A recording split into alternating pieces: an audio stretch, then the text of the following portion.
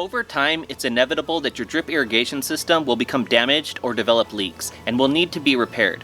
Thankfully, drip irrigation is actually really easy and inexpensive to fix. Today, I'm going to show you how to quickly and easily repair a broken drip irrigation line. Stick around. This is In the Garden.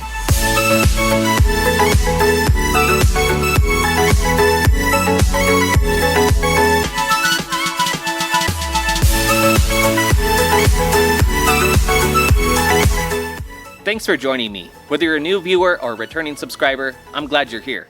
This is In the Garden, where I share tips and tools to help new gardeners be successful in backyard vegetable gardening. Today, I'm outside and I'm working on my drip line. There's a hole that's in the line and I'm going to fix that and show you how to quickly repair your drip line. It's really easy and you only need a few things to do it. The first thing you're going to need is a cutting tool. This is just to be able to cut the tubing to be able to make the repair. You're also going to need a coupling. These come in a variety of different types. There's a type like this that goes over the outside of the tubing. This type you're going to need to make sure that you purchase the exact size for the tubing that you installed in your garden, whether that's 1/2 inch or 5/8 inch. If you buy the wrong size, you're not going to be able to fix the drip irrigation system properly, or you're going to still have a leak. There's another type that's like this. It's got like a screw type on it. And this is actually really nice because it's universal, meaning it'll work on the 1/2 inch or the 5/8 inch.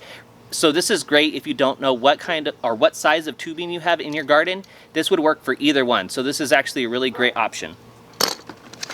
Also, probably going to need a piece of tubing depending on how much damage is done to the drip irrigation line. You're going to need a piece of extra tubing to be able to swap out to replace the damaged section.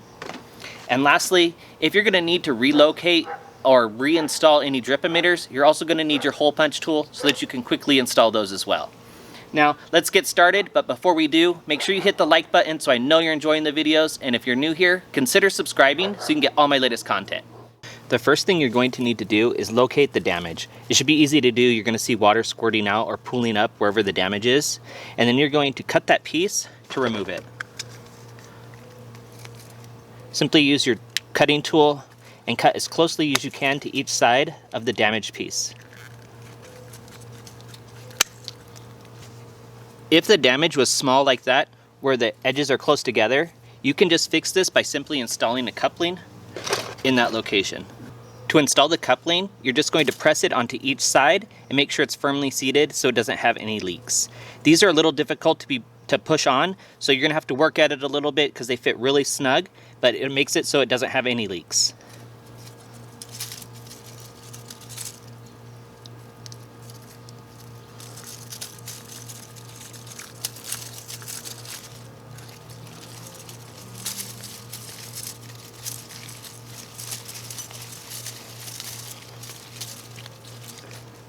That's it. That leak has been fixed and it should no longer be a problem. It only took us less than a minute to put that piece in and it's ready to go. Next, I'm going to show you how to repair a damaged section that actually needs a piece of the drip line replaced rather than just a coupling inserted. I don't have any damage like that on my drip system at the time, so I'm just going to use this same spot that was already damaged and show you what you would have done had the damage been along maybe a larger area. There was more than one gash, or you had to fix an area of several inches or even several feet. So the first thing I'm going to do is cut and remove this coupling that I already put in. Again, we're imagining that this whole section has been damaged. And then I'm also going to go past this drip emitter.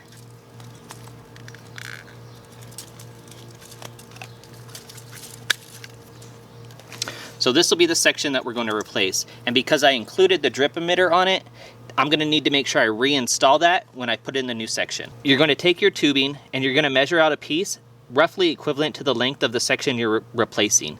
Drip irrigation lines are really nice because they have some give. You don't really have to worry about being exactly precise because they move around on the ground.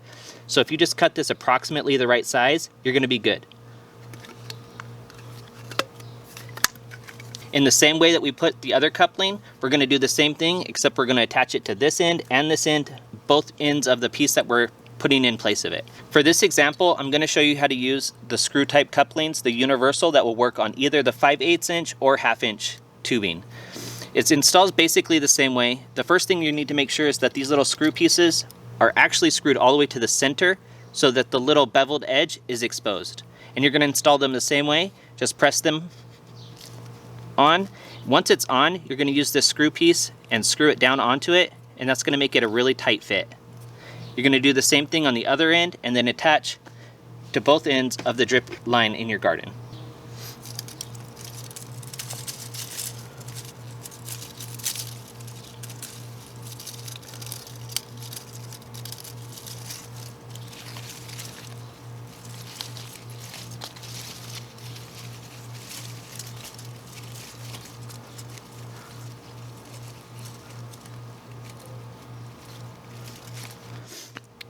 And that's all you have to do to be able to replace a section of drip tubing that's been damaged. Now I'm going to reinstall that drip emitter so that it's back where it originally was. In order to not be wasteful, I'm just going to reuse this whole drip emitter and the couplings and everything. So I'm just going to pull it out of the old tubing. I'm going to use my hole punch tool and I'm going to punch a hole into the new section.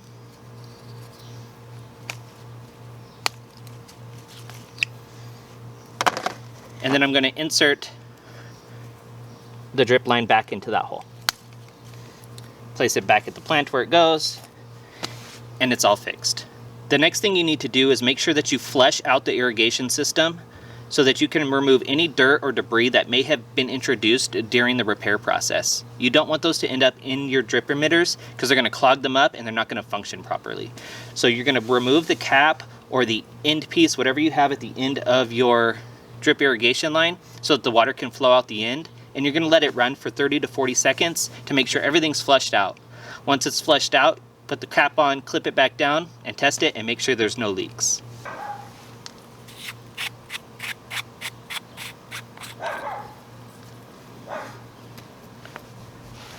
I like to place a rock or something underneath the end of the hose if you don't have someone to help you. That way water doesn't go back in and pull in dirt and debris with it when you turn off the water after flushing. This keeps it up off the ground where it's going to be clean.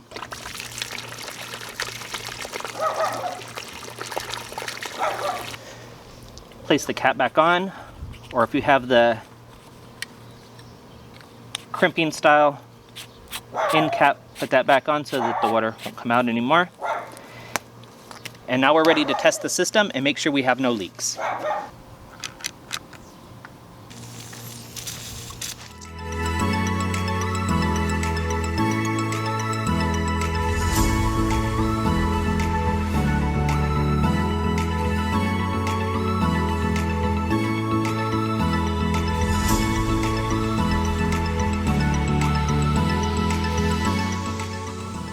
As you can see, that was really easy to fix our drip irrigation line. We did 2 repairs and it only took us just a couple of minutes to do both.